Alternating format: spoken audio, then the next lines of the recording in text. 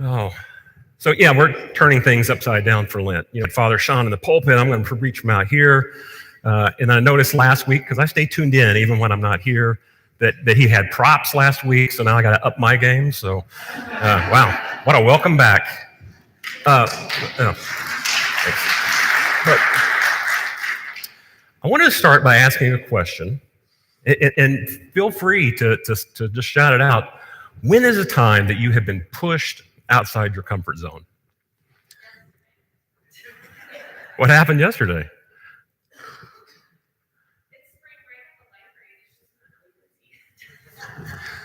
Now, the library is something you love, though, right? So I would imagine that being as busy as it is, seeing all those people coming in, reading, getting to talk to people is still something exciting. Someone I know who's not afraid to speak out, Father Sean, when was a time that you were pushed outside of your comfort zone? I mean, other than seminary, when your professor said, keep your sermons under 12 minutes. First, I'll have you know last week's sermon was 14 minutes.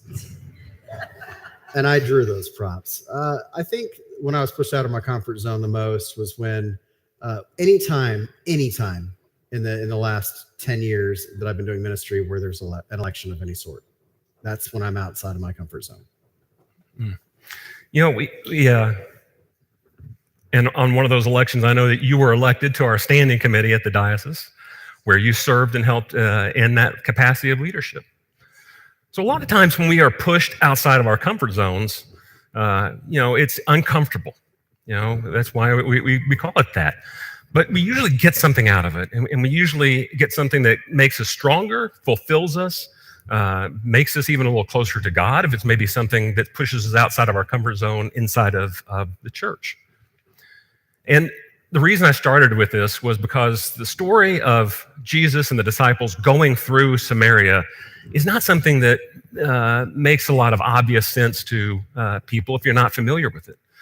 Because he says it at the beginning, but it's kind of a pass-away line, is that Jews don't have anything in common with the Samaritans. And that's really kind of playing it lightly. There was enmity, animosity between these two groups of people that went back centuries. All right, they just really did not want to have anything to do with each other. It wasn't one-sided. It was both groups who didn't want to have anything to do with the other. So just going through this part of the country was pretty impressive for Jesus to do. And the reasons were political, it was cultural, it was religious. I mean, political, from the time that the Jews come into the Promised Land, being led by Moses, they set up in different areas of the country as tribes, but they're never unified in one people and one kingdom until 1,000 years before Jesus. And it only lasts for 3 different kings. Saul tries to bring everyone together, David completes that, and then David's son Solomon. And after Solomon, his sons ruin it, and everything divides apart into a north and a south. Right? And then there's all these warring between the north and the south, enmity between those two groups of people. So political, it went on for several hundred years until finally the Assyrians come in, they conquer the north, they take them away, and then a generation later it happens to the south with the Babylonians. But when the Assyrians take them away, that's when we get kind of what we hear sometimes as the lost tribes of Israel. They kind of get discarded as a people, dispersed away. The Assyrians come in, intermarry with everyone who's there. And so that kind of just Jewishness that might have been in that area at one time is kind of lost to history. And so there was this cultural difference between them. And there was a religious difference too. The Jews worshipped in Jerusalem. The Samaritans worshipped on Mount Gerizim. They had the high places. The Jews said the only place that you can worship, the only place you can sacrifice is inside the temple. So there was this clash of religions. So this idea that Jesus would take his disciples and go through is pretty amazing. If you were to look at Israel on a map and try to look at where Jesus was coming from Jerusalem back to Capernaum in Galilee, you could almost imagine walking from Norman to Stillwater. And I'll let you decide which of those two are in the Promised Land. But that's about how long the journey would be. And you would go straight up I-35. But if you wanted to avoid Samaria, that big place where Oklahoma City sits right in the middle, a good Jew would go up and cut around I-240, all the way over to the Kickapoo Turnpike, all the way up to the Turner Turnpike, and back over before they would start heading north again. That's how much that they didn't want to interact with each other, that they would add a couple of days worth of journey to that trip. So, why am I kind of sharing that? Because I want us to think a little bit about our own Samarias. Where are we looking at in our lives where we say, that is not a place for me, that is not a place that I want to journey, I wouldn't find Christ in that place? And I think that we can find plenty of those where we put our spiritual blinders on. I think Jesus calls us to kind of sometimes take the blinders off and look at things in a different way. If you've ever watched this the series The Chosen, and that is like one of my favorite series right now, where it's the calling of the disciples, it's Jesus, and he is taking some of the disciples he's called through the city, and he sees Matthew in the tax booth, and he calls to Matthew, says, "Follow me." And Peter kind of pulls him aside, and he's kind of talking, it's like, "No, you don't understand. I mean, it's a tax collector. He can't be one of us. He's a traitor." He says, "Well, you're just a fisherman, and you were kind of struggling when I met you, but I called you." And he says, "Well, yeah, but I wasn't a tax collector. That's different." And then the line that kind of stuck with me for that whole season was Jesus just kind of turns and looks at him and says, "Well, get used to different." So, where is Jesus calling us to get used to different? And where are those Samarias in our life? Where are we not reaching out? And this is a good time that we get to this reading in the middle of Lent, because Lent's all about reflection. It's all about kind of contemplation. Where are we in our walk with Christ? Where are we with God? What are we not doing in our lives that we could do a little bit better? What are some things that we could give up? And by giving up those things, what are some things that we could push to the side and make room for more?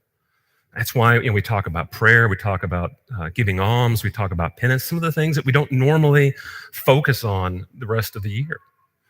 And one of the things that I've really enjoyed this Lent is that if you come on Wednesday nights to the soup sessions, Denise McGow is kind of walking us through how to create a rule of life.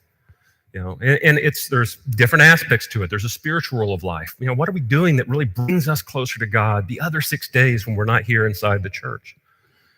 What is it about our different roles of life? Where are maybe some things that we find opportunities that we really weren't expecting to have there before? Where are some things that, now that we really think about it, we really need to put some more effort in?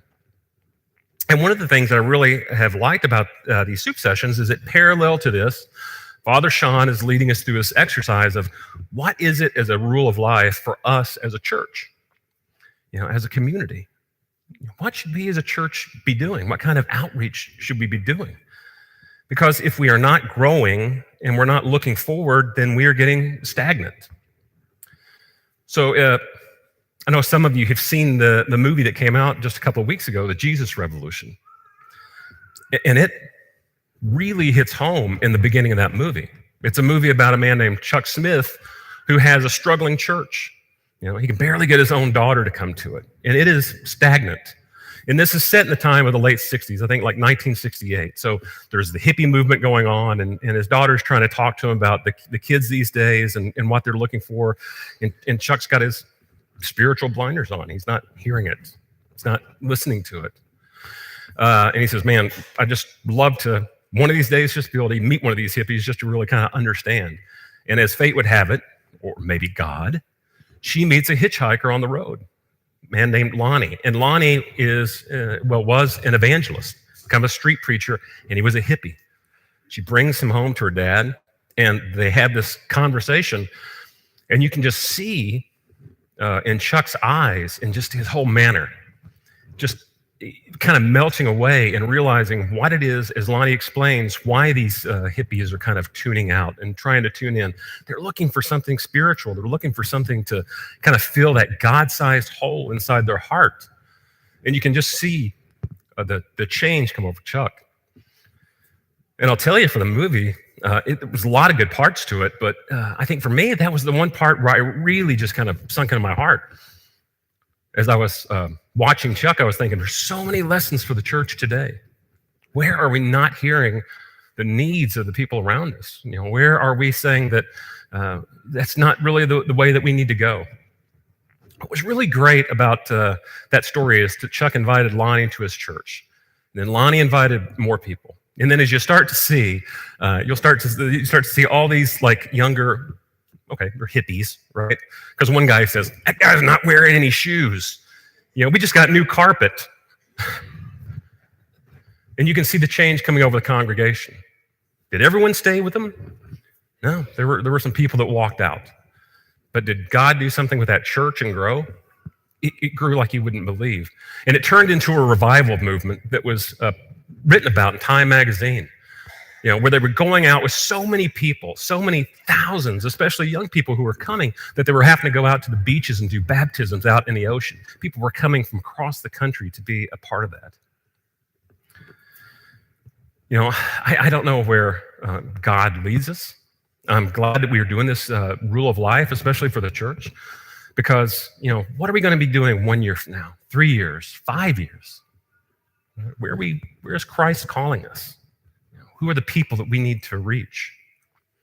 So I am glad that we're doing that together, because if we're not growing, we're stagnant. And if we are stagnant, then we're dying. And I see a lot of vitality in some of our congregation. I especially see it here. But again, it doesn't mean it just keeps going on its own. We have to be purposeful about that. So come on Wednesday night and be a part of that. Find out a little bit about for yourself and a little bit about the church. So you don't get two sermons, because there's a lot I would like to say about this woman that Jesus is talking to, and a lot of ideas that have been preached about that I don't really find in the Bible. I've got some things. So read the newsletter on Wednesday. I'm going to write my article about that. For those of you who don't know, and from the surprise that people get sometimes when we have an event, an announcement, we got a newsletter on Wednesdays, and it's got all kinds of stuff in it about what's going on. And Father Sean and I usually write a little article about what's going on that week as well. So we'll talk about it in there. But for now, I invite you to continue living into this period of Lent, but really maybe this week, kind of think about that one question. Where are the Samarias in our own lives? Where do we have those spiritual blinders? And where is God leading us? Because if we are praying and listening to God, I can assure you it's going to be something fantastic. And as Jesus from The Chosen said, get used to different. Amen.